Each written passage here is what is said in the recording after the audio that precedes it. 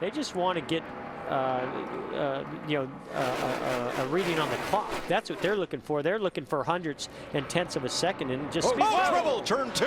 One car around, sliding up hard in the wall. Ryan Newman and Michael Waltrip in the 83.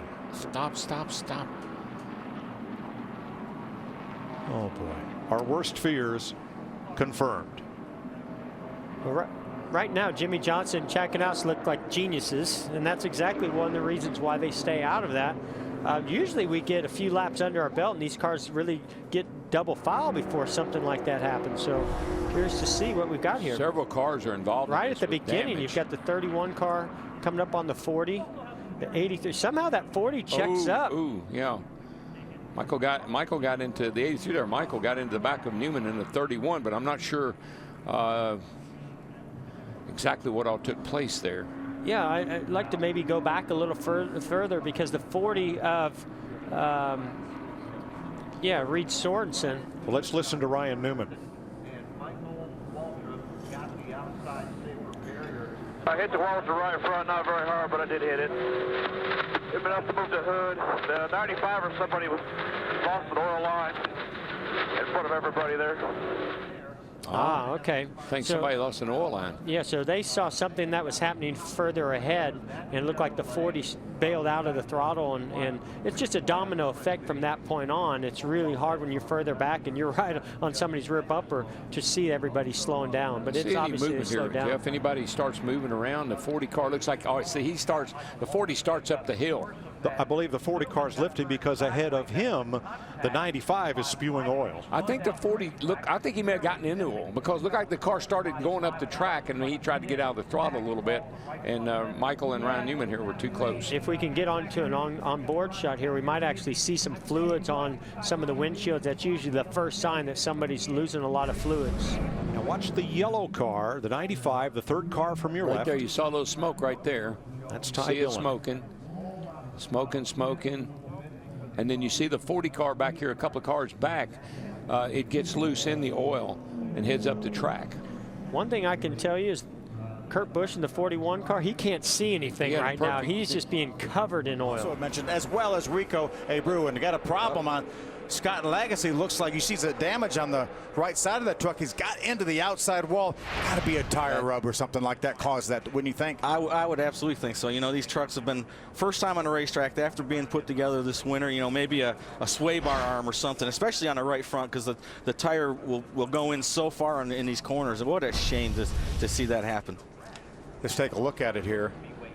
Scott's just riding along, not realizing anything's going to go wrong. You see, looked like, was that a piece of tungsten or something that came out of the truck and it spit it actually forward? Maybe the tungsten came out of the right side and cut down that right front tire? I'm going to take an educated guess here, Phil. I'm going to say that somebody left the sway bar loose. Sway bar arm came off, went under the tire, and it spit it right out the front. Lagasse finished third here last year in this race at Daytona. Watch out the right front of that truck right there. Ooh. I think you're right, Todd. I think it looks more like a sway bar arm. That's exactly what it is. It's a sway bar arm. Yeah, and that's a shame. You know, these guys working hard in the garage area, trying to get these trucks ready. They probably had it up on scales. Somebody just forgot to tighten it up, and that's what happens right there. Yeah, nothing Scott could do about it, too, once he lost that. If that would have happened about 100 yards farther, he would have probably been able to keep it straight. Back on pit road, and that means he will almost certainly have to fall back on his qualify. Oh, it is Colwitt. He is around. Hold on to it. Reagan misses him. Caution waves. Get ready. 4 tires. Get ready. You all right? Put up the gas. Wow. 1 and 2. The 98 black car, second in line. We talked about how important this was. This was the move that could get you into the Daytona 500. Michael McDowell put a big spin on him, and then the 7 car behind Regan Smith had nowhere to go and got into the back of the 98 and turned him. That right there shows you that closing rate and how important that pass was. As this unfolded, David Reagan may have gotten just a piece of him going by down on the apron.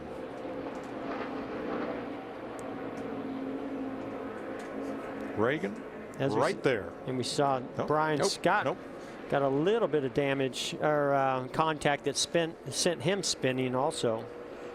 Roof flaps did their job. He saw that thing get up on 2 wheels there a little bit, and that right roof flap pushed it right back down on the ground. I don't think Regan actually got into him. I think he just got into a very vulnerable position, turned in. Right there in that transition, the cars get very light, and just a little bit of that air coming from Regan Smith's car just turned the 98 right around. Jeff, it looked like he kind of threw it in the corner like he was going to make a move, and it just got out from One under. car length. That's the difference. Chevy versus Ford. Spinning goes Brian Scott to the infield, but Dale Earnhardt Jr. will win his dual race for the 2nd year in a row. Let's have a look at down on the inside toward the back of that group. Wow. Around goes Brian Scott. Boy, that didn't take much at all. We saw Michael McDowell drop down to the inside, actually trying to help out Brian Scott, and it just brought that car around in a hurry. I just think, Jeff, it just shows how much on edge these cars are. They get in traffic and the air gets to moving around. You're just so loose. The more you get out there, the easier it is for cars behind you to get momentum and get a big run on you. We heard Denny Hamlin in that first duel talk about getting a run. Whoa, baby. Busch to block, down to the bottom, up to the top. Busch to block. No. Blocking. Yeah. Trash heap. We're enough. Grass at 2. What a mess.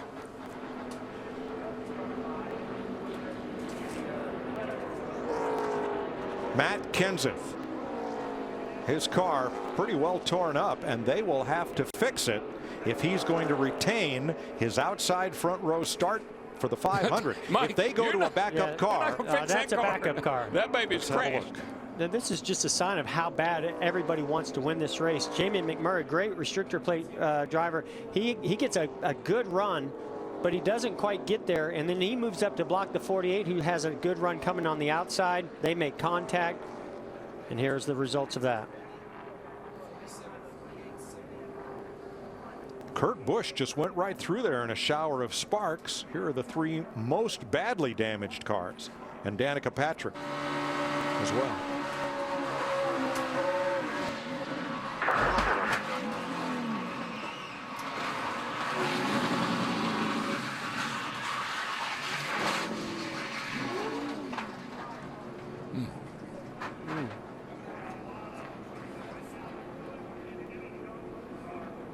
You can see where Jimmy Johnson just started to get a bumper to the rear bumper or the quarter panel of the one.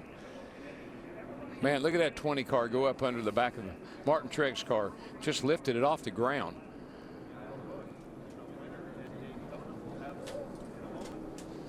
Let's have a look from the Goodyear blimp at the overlap between the 1 and 48 as they come through the tri-oval here. So there is Jimmy Johnson, 3rd in line. You're going to see the number 1 of Jamie McMurray getting a big run here. He's got a little bit more of a gap to the 48 than I think he'd like. He tried to make the move. Kyle closed the door. He comes up. He knows if he gets in front of Jimmy Johnson, that's going to be the push that he needs to get by the 18. Unfortunately, he was just a little late getting there, and then they make contact and turn Jimmy all the way around, and then he gets hit from behind. Well, McMurray had to, I mean, when the 18 was so far out in front, McMurray had this incredible run, and he was coming up on the back of Kyle Busch in the 18, but he didn't have anywhere to go, and here comes Jimmy Johnson. He's got to run on McMurray, and he doesn't have anywhere to go, and they bottle up and wreck. Now look at Kurt Busch in the 41. He's going to get a lot of damage, but he is able to continue on and finish 3rd. Wow. Behind Kyle Busch and McMurray. I guess the question will be on the 41, is that repairable damage? Will they have to go to a backup car? Because he's certainly going to get a good starting position if he finishes 4th. I think the right side of that car is pretty torn up. I'm not sure they can fix that. We certainly know they can't fix any of these cars. No. The 20 car, watch him go up on the back of the 78. A wild finish in Daytona for race 2 of the Can-Am Duel. Stick around. We'll have complete post-race coverage on Fox Sports Live. Let's join Mike Hill and Ryan Field. Grant Enfinger, Terrio finished 4th here a year ago. It's a part-time deal. Oh, we got a problem. It's the 44, and that's Martin's.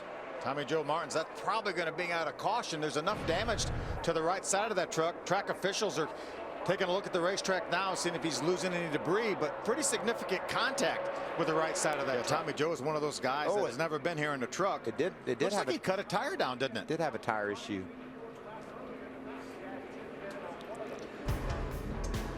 The yellow is out for the first time. Restarts always fun. We'll have one. The initial caution. So we've run a couple of minutes, and now we've got another yellow, and again brought out by Tommy Joe Martins. Guys, I know it's been a few months since we were at Talladega, a year obviously with the truck since we were here at Daytona. I forgot how nervous this makes me. I know these guys at any second are just a couple of inches away from winning this race throughout the event to make sure you know exactly what to do later. That's Tommy Joe going right through the middle, right in front of Timmy Hill. What a fortunate break for Timmy Hill in the 49 truck that he was able to avoid. Well, that's just 44. A great job of driving by Timmy Hill. He had reacted quickly, but not too quickly, didn't overreact, and got his truck to the inside. That's a great job. Another opportunity to make your pit stop. I would have wanted to be on pit road when the caution flag comes out. Look here, we're going to have an accident like we were talking about. It's the 18 of Cody Coughlin, and the 23 collects Christopher Bell. It happens all the time when you do that. The big question is how much damage. Looks like some pretty significant damage to the 18 of Coughlin and the 23, obviously, of Spencer Gallagher. Yeah, Coughlin looks like just ran into Gallagher and then caused a mess for Christopher Bell, who thought he was just free and clear on the pit road. Michael, you made a great point. You said you got to get to pit road without getting run over, and that's quite the challenge when you're coming to pit road under green under these conditions and get down to speed. Watch the yellow truck of right there. Cody Coughlin, he ran into the back of Spencer Gallagher, and that caused that mess. And you can see the 9 truck of Byron sliding his tires. He should have come on to pit road. That would have been a free pit stop for him. Now he's having to do it and lose all his track position. But you see, was there contact into the back of the 18? Looked like Ben Rhodes maybe in the 41 truck ran in the back of Cody Coughlin. How Christopher Bell gets some damage there. Now look at Sauter tiptoe through there. Here's Cody Coughlin right along. Listen.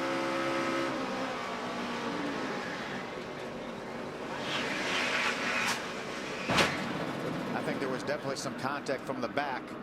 Then he was along for the ride, got into the inside wall pretty hard. But watch Sauter. This is an experienced veteran. He knows. Look how far to the left he is. That's where you want to be, except for a truck comes sliding by him on the inside. 2 trucks. Unbelievable job by Johnny Sauter. What a veteran move by him. Then he had to avoid Suarez on the outside. He's in the middle of the pack. Looked like maybe a little contact from the 05 of John West Townley. What an amazing save by Bell. Johnny did his best to keep those trucks behind him, but Cameron Haley now is dead even with Johnny. Oh, Johnny sideways. What a save by Johnny Sauter. Can't let off. That caused a big crash. Look at Enfinger. Oh, there it is. Enfinger around. Cameron Haley around. Ben Kennedy. They got this. 4-8. Huge crash in turn 3 and Daytona with 8 to go. I didn't see any way they could continue to run like that. Look at Terrio, tore all to pieces back there. Fast truck. Ben Kennedy involved, William Byron involved, Suarez, there's Chris Fontaine. Terrio with such a great truck. What a great job that Ben Kennedy had been doing tonight. Found himself tore up. And look at Cameron Haley. He was the key to that inside line, running to the front, and now he's crashed. Climb in under his own power. Watch it. Here's how it happened. The 3 wide. We knew 3 wide wasn't going to work, but it actually happened inside. It looked like the 17 of Peters might have gotten into the back end of the 13 of Cameron Haley. And that was right beside Matt Crafton. He got, hard contact. I thought maybe they had a chance to straighten it out, but then it just stacked everybody up so much. And then if 3 or 4 rows back, they started wrecking. You can't see, Phil. You don't know that those guys have gone out of control up ahead of you. You got the gas wide open, driving straight into the crash. There was a push from Timothy, turned Cameron Haley sideways out on the outside of John Hunter Nemechek. And again, there it looks like they're almost straight, but now we're 6 and 7 wide. Look at Chris Bell slipping through. Well, this is going to be one of those races where you might look back as the winner or the top 2 or 3 finishers and say, whew, we dodged a couple of those, and we talked about this earlier in the show tonight. We've seen it all night. Watch Peters hit You can see he wasn't right behind the 13 of Haley and knocked him into John Hunter Nemechek. Nemechek's able to continue, but behind them, what a mess. Looked like it actually lifted the back end off of that 13 truck up off the ground. Watch it from the onboard of the 88 of Matt Crafton. It's 2 wide behind you. Nose to tail. Easy, 3 wide, 3 wide, 3 wide, 3 wide. Look at Keep rolling, keep rolling. You good? Yeah, I think Matt got the damage from the 86 of Brandon Brown. Half. He's to him. There's our forward onboard. Keep coming low. Come on low. Keep coming outside. Coming. Tossers out. Come on low. Come on. I think he was going to be okay until Cole Custer bounced off the wall into him. And just remember what we said. You're 6-8 rows back. You're still wide open while they're crashing. You can't see what's going on yet. What a save by John Hunter Nemechek, though. Looking good. 3 of y'all in a breakaway here now, 3 of. Truex and Peters, 1-2. We're not done from hearing from Johnny Sauter. Johnny's going to have a big run. Truex trying to keep the field behind him. Keep it behind you. Keep it behind you. Run to go. The white flag is out. They're going to Sauter crash. with a big run. They're crashing. Christopher Bell upside down.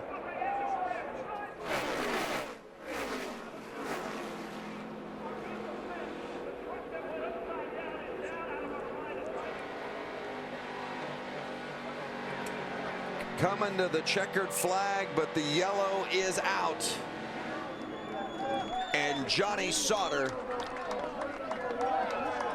will win the season opener at Daytona, and Chevrolet will go to victory lane for the first time in the at Daytona in the Truck Series. That is awesome to see there, guys. That window net down and Christopher Bell coming out. A lot of people breathing a sigh of relief right there. Christopher Bell, believe it or not, walked away from it, climbed out under his own power, walked away. Watch the ride taken in the 4 truck on the outside, second in line. Peters gets bumped. Looks like William Byron got jumped by the 86. Look at Timothy Peters on the inside as Christopher Bell tumbles down the front straightaway. Timothy all the way to the inside of the racetrack. Is, you know, a lot of new pavement down there, guys, and that makes such a huge difference. They don't get any grass. A lot of huge pavement scrubs off a lot of that speed. I count 13 rolls for Christopher Bell. Watch it.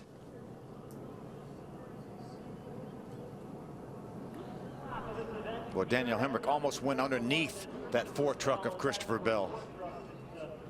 It's a testament to the safety of these racing vehicles that Christopher Bell can take that kind of ride and then drop the window net and climb out. Very fortunate that these trucks are as safe as they are. Look at this truck just get out of control. Probably about the fastest part of this speedway field, right out of the tri-oval. It just starts tumbling. That young man with his dirt racing background, I'm sure he's had many barrel rolls in his career, but none like that.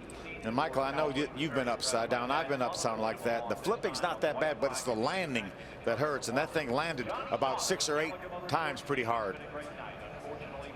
What about Brandon Brown? He slides through there. Looks like he's going to be credited with a 4th place finish. I think he might have got in the back of William Byron, and that's what got in the back of the 4 of Christopher Bell and turned him sideways.